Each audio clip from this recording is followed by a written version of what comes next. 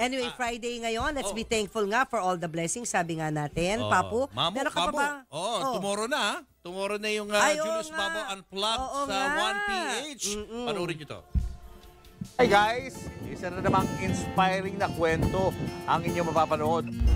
Ako, sabihin ko sa inyo, lagi ko pinapapel puro kontrabida pero hindi ko nakalimutan. Hindi ko nakakalimutan. Magpasalamat at magdasal sa Panginoon. Eto na, naiyak na naman ako. Thank you.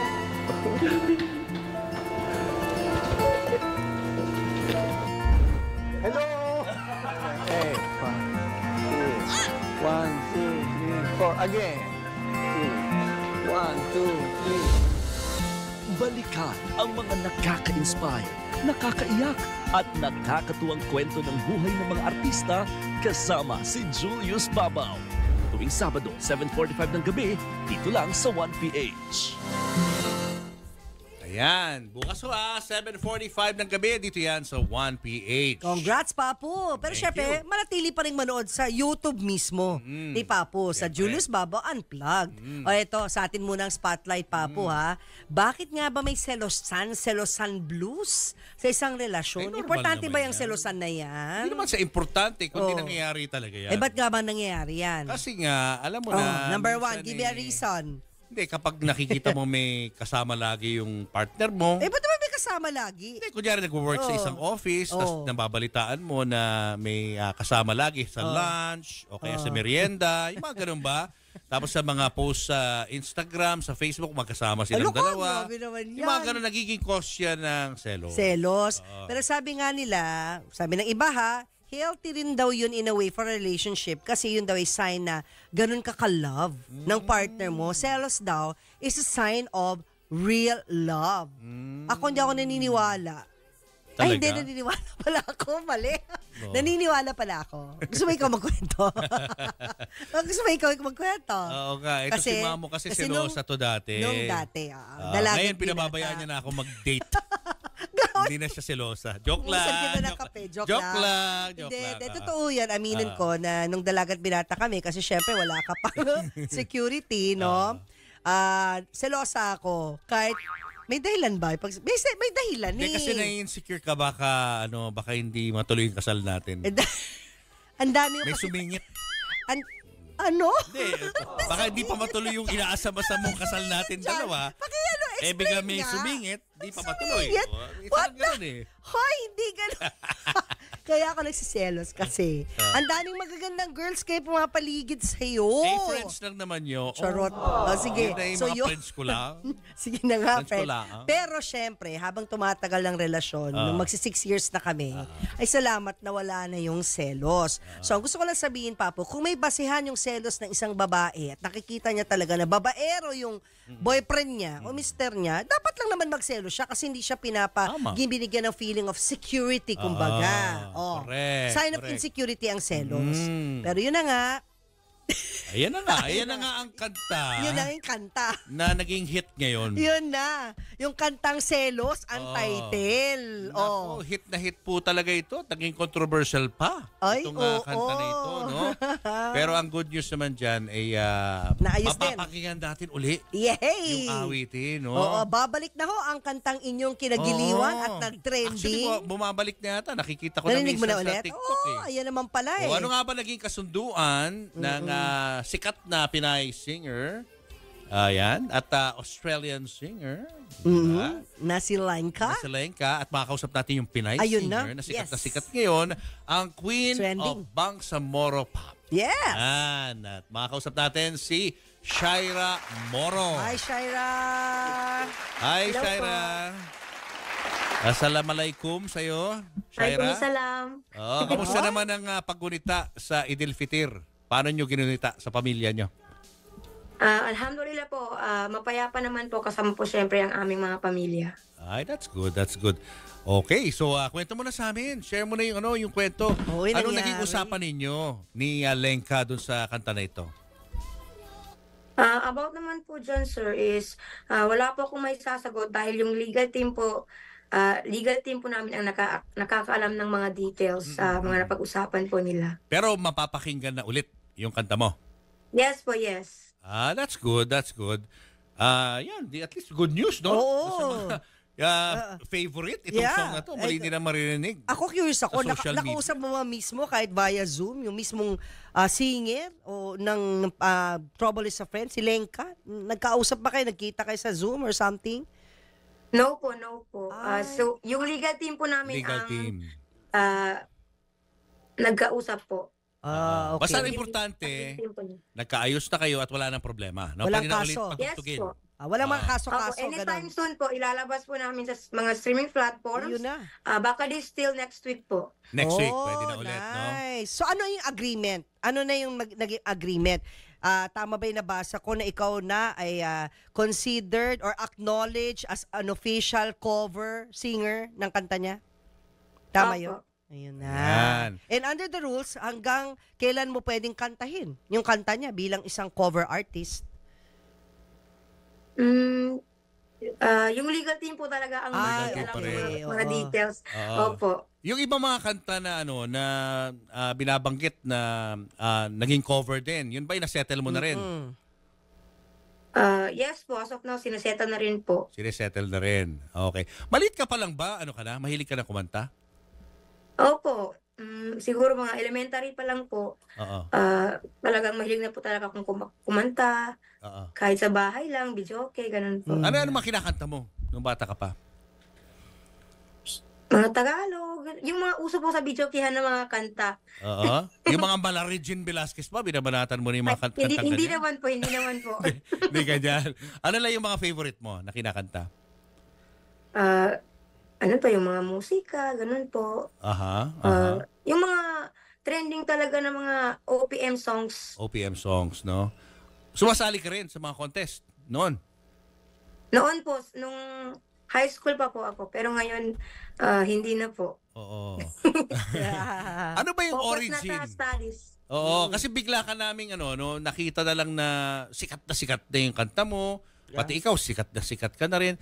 Kailan ba talaga nagsimulang umakyat yung yung karera mo sa pagkanta? Actually po, 1 year ago na po ako nung nag-start mag-record sa AHS Production. Then, yung kantang Selos po is, nirecord namin siya nung December. Pinalabas namin siya nung December.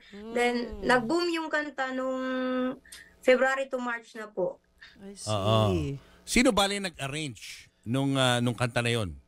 Kasi parang mabilis parang dance Disco version no? Dance version. Yes po, ang nag-arrange po ng kanta, ang aking producer po si Sir Krishna Arisglang. Siya rin po yung ang may-ari ng AHS Production Studio. Itong kasama mo sa MTV mo, sino siya, bale? Kuan po, parang siya po yung pianist namin. Ayun siya sa keyboards.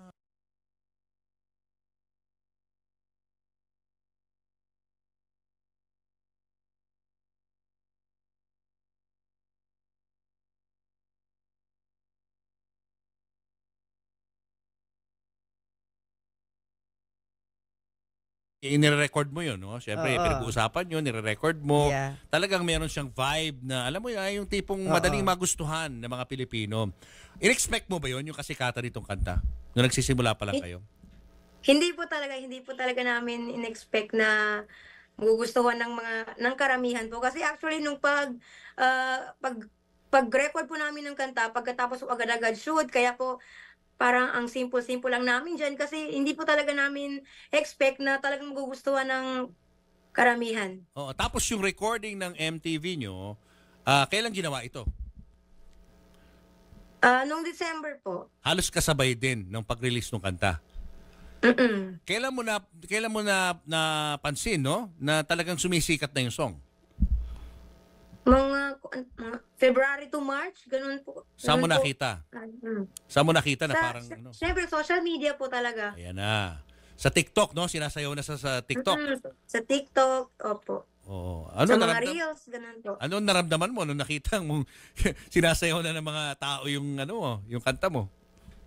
Siyempre, natawa naman po. Siyempre na napansin nila yung kanta na ginawa namin or inarrange namin. Oh, galing ano. So pwede ba namin pwede ba kami mag-request sa iyo na kantahin mo yung few lines dun sa song? Pwede mo namang hindi. Syempre syempre. dapat i-request. Gusto naming marinig ng Pwede naman po. live mismo sa iyo, Live, hindi yung nasa MTV lang. Paano mo kakantahin? May music pa ba o ano na lang, acapella Pwede na lang? rin acapella, pwedeng ano.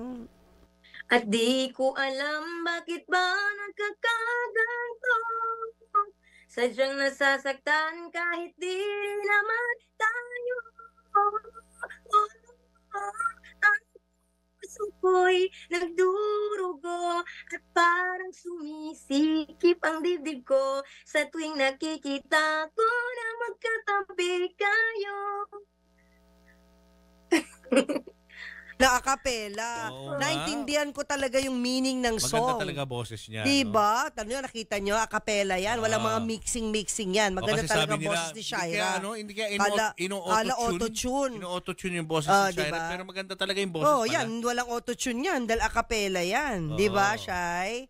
Pero Shai, meron ka bang mga original songs? Yung hindi ganyan, hindi cover song? Yes po, may bago po kaming pinalabas na kanta. Oo. This month din po, nung few days po, yung bagong original song namin, yung Selos na Yan Friend. And marami po kami Selos, ano bagong kanta na titles? ipapalabas Selos din. sa mga next month po. ano sa mga 3 pamumuno lines ng naman Edges sa bago mong kanta? Yung mga 3 lines Po? lang. Mga kahit 3 linya doon sa bago mong kanta na original. Selos ba? Ay, yung Selos na Yan Friend? Yan. Oh, Paano yan? meron na namang selos sa kanta. Selos na yan, friend. Selos na yan, friend, ang title. Okay. Sige po. Isang kanta na lang po namin na original para po sa may mga mahal sa buhay na gustong magpasalamat. O yan, para sa So, mga yung fans kanta mo po- na rin. Para din sa mga Opo, fans opo. mo yung kanta. Sige. Opo, yung kanta po namin na original song din po, yung Maraming Salamat. Sige. Ayan na. Ang awitin kong ito ay inaalay ko bilang pasasalamat sa iyo sa ligaya at kalungkutan, karamay ka't laging nandyan, pagmamahal mo'y tunay walang hanggan. Ayan. Yan na rin ang message mo sa mga fans mo, Shaira? Opo.